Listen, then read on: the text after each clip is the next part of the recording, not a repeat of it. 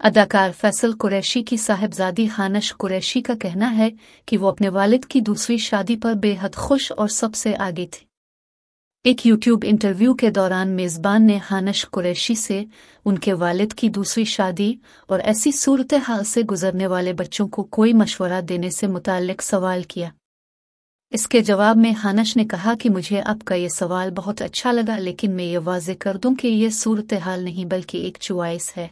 माँ बाप शादी कर लेते हैं, लेकिन अगर उनकी ये शादी नहीं चलती तो उन्हें आगे बढ़ जाने का हक है। बतौर औलादा आप उन्हें अपनी वजह से पाबंद नहीं कर सकते।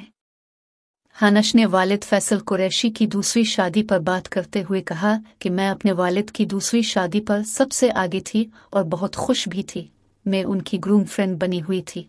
मेरे वालिद की बहुत छोटी उम्र में शादी हो गई थी, लेकिन शादी के लिए मर्द और औरत दोनों को फैसला लेने का हक है। सोशल मीडिया इन्फ्लुएंसर ने मजीद कहा कि आज भी मेरे वालिद से मेरे बहुत अच्छे ताल्लुकात हैं।